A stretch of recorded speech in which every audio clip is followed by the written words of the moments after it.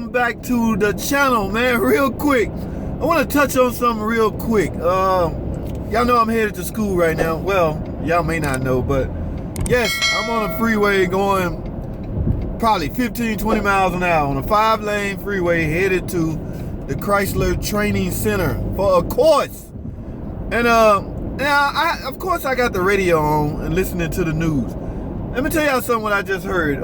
Actually, a friend sent me a link also to, I guess he was making fun of our industry because this happened, people. Let me tell you something. I have consumers that watch my video all the time. Let me explain something to y'all about your personal cars with very hard to find problems, okay? We're going to talk about test drives and what that really consists of, okay? Intermittent problems, what that really consists of. I'm gonna speak on this, man, because I mean, the poor guy that's being blamed for some of this bad stuff, he might have had good intentions, he might have had bad intentions, but at any rate, he's in trouble. Okay, now what I mean by trouble is let me explain what's going on. Okay, I just read this article that I got a link from my buddy. A mechanic is being accused of driving a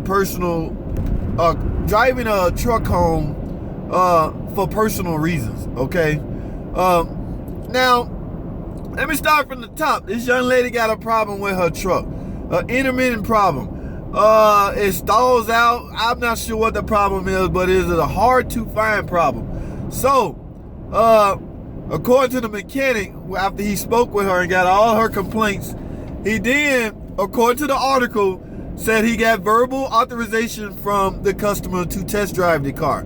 Now, guys, ladies and gentlemen, that is an essential thing that one must do to find such problems as intermittent problems, you know, stalling out, things like that. You have to drive it. But this guy is accused of excessive driving, way out there type driving. Okay, now he's in a little trouble because this truck was pretty fancy. It had a internal GPS system built into it. So the customer, after not hearing from the dealership as far as what's going on with her vehicle, she decided to locate her truck. Lo and behold, a GPS tracked her truck at 20 miles away from the dealer at the mechanic's home. Okay, tracked it at the mechanic's home. Not good for the mechanic. Depends on his intentions, like I say. All right, now I'm gonna go over his intentions when I get back. I gotta go to the ad break real quick. Y'all gonna have to hear this, man. This is pretty crazy. I will be right back. Let me go to the ad break. I'll be right back. Welcome back, man. Welcome back. Like I say, man, my buddy is in trouble. He's not my buddy. I don't know him personally, but because we in the same industry, I think of him as a fellow co-worker, buddy, friend. Because I do this. Now, I don't go to the extreme that he's being accused of. And keep in mind, these are just accusations. Okay? These are what they call it when you allegedly. He's been allegedly charged. He ain't charged with nothing, but he's accused of over excessive test driving. Now, let me finish the story. The lady tracked her car to a mechanic's home 20 miles away. She goes to the mechanic's home. Of course, I guess she bold enough to go to the door. Knocks on the door. He comes out. Yes, I work at the dealership. We are test driving your car. We're having a hard time finding your problem, so I have to continue driving it until I find the problem. Now, turn out the truck has an extra 300 miles on it than what it had when she brought it. Okay, so in her mind, there's some foul play.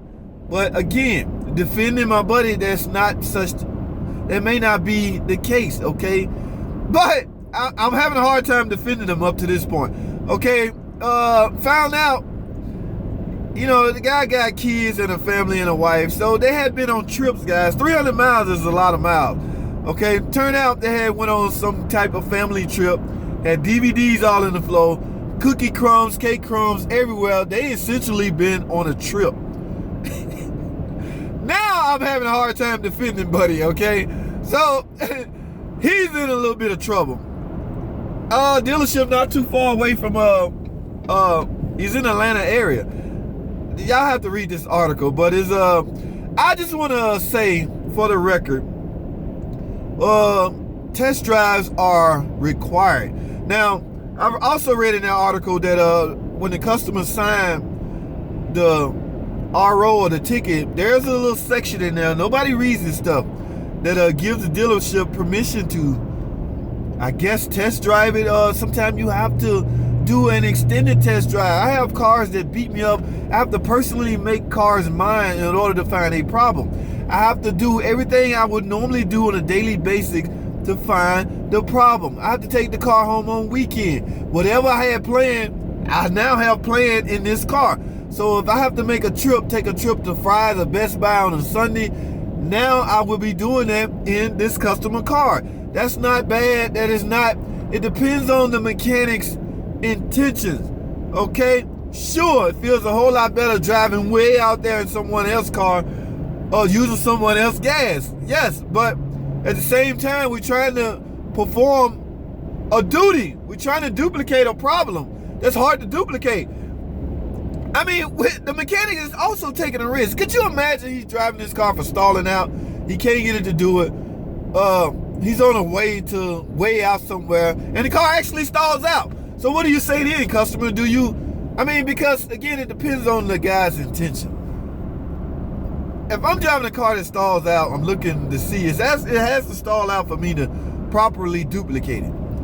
And the car stalls out and I'm stranded, that is a chance that I take also. So everybody's gambling, everybody's taking a chance. But, man, buddy is in a little trouble. 300 extra miles. The lady just went to take a peek in her truck and that stuff everywhere. Car seats, DVD players hanging down. They just been balling. Just like this. This is a rental car. Y'all know I wrecked my van. I'm in a rental.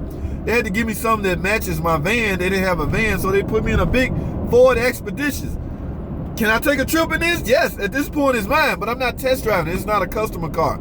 So consumers, sometimes mechanics have to extend the test drive to find your problem. I would want to believe that his whole intention of doing that is to find your problem. Some of us take our image personally and very serious, okay? So I'm not just out joyriding your car. In fact, I hate test driving other people's car. I'm not a big car fanatic, unless that's a real nice truck and guy wanted to show out. That's the only reason I can see him doing stuff like that. But that's not my style. In fact, ever since I moved closer to the job. I have no reason to test drive a car now home because I live 5 minutes away. I'm not gonna find anything out 5 minutes on a 5-minute test drive. We just soon put a port in and let him drive it. But it all depends, guys. I just wanted to touch on that article and explain to y'all that a test drive is very essential. Let me tell you some of the reasons you may need to go on an extended test drive. All right, I'm coming up on another ad. So let me take this ad break. When I get back, I'm going to tell y'all some of the reasons, some of the complaints that would generate extended long test drive. When I get back, stay tuned. Don't go anywhere. I'll be patient with the ad. Please be patient. I'll be right back. Welcome back, guys. I touched on it a little bit in the previous setting. Yes, some of the complaints that would generate or would dictate extended long test drive happen to be stall outs. They can be extremely hard to find. And in some cases, people, they have to be duplicated. I done got to the point now I don't guess at anything. Until I can duplicate it, I'm going to have to give you your car back and tell you I can't find it. Now, last thing you want to hear when your car is under warranty that the mechanic or the shop made no repairs. It's not that he didn't make a repair, he didn't duplicate it. And in some cases, depending on the problem, he's not really trying to duplicate. He don't really want to be duplicated because it can be very complex. It can be very tricky. So, stalls out. Another one is intermittent misfire. Those are extremely hard to find. I mean, you can get on a hill and try to simulate a load and things like that and still not get a misfire, but you are assured by the customer that you have a misfire or hesitation to buck. The customers always tend to get those complaints confused, but it could be a transmission problem and they explain it as a misfire. So you as a technician will have to drive it, sometimes extended drive it, to find that problem. Now, another one is noises. Noises are always hard to find, man, and a customer don't want their car back with that noise. So unless you can tell them you found and repair something, they basically don't want the car back. Sometimes that can take an extended, long test drive. 300-mile test drive? Not sure about that, okay? If this is true, allegedly, if this is all true, I'm having a hard time defending Buddy. Who am I? I'm no judge. That's not my call to make. I just want to inform you, the do-it-yourselfer, and even the consumers that extended test drives are sometimes always needed to find a problem, okay? So don't always think the mechanic had bad intentions when they extendedly driving your car. Some of us are honest. Some of us hate driving other people's cars. I'm one of them. But sometimes I have to in order to duplicate. That's the key word here, guys. Duplicate. I have to get your car to do what you say it's doing, which helps me find your problem. If that duplicating process never happened, I will essentially be at the point of guessing. No one wants that. I don't want to go through all that. All right? So I'm going to wrap this video up, man. Thanks for watching. Jimmy Vaughn, thanks for the article, buddy. Hey, I had to come see y'all one day, man. Mopar Performance Shop. All Park Garage. I'm going to have to come check y'all out, man. I'm sure y'all got some Mopar-related issues y'all can't figure out. Y'all probably need my expertise. So when I get time, I will call you up and come out there and troubleshoot some of those hard-to-find problems that y'all having out there. But if you're looking to get, if you're in a Mopar Performance, you have one of those Challengers, Scat Packs, all those type of cars you need some work on, look up All Park Garage, guys. They are performance shop in the Atlanta area.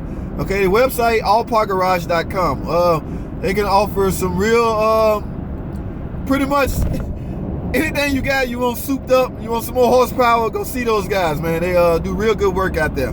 I got to go out there and I got to go visit them next week, matter of fact. So we'll see if I can get some footage while I'm out there, y'all, for my subscribers. I know how much y'all like that, especially, what's my, Paul Joe. Paul Joe like to see the Scat Pack and all that old stuff, Mopar 6.4 Hemis. Paul Joe love that stuff. I'm going to try to get you some of that footage, Paul, when I go out to All Park Garage.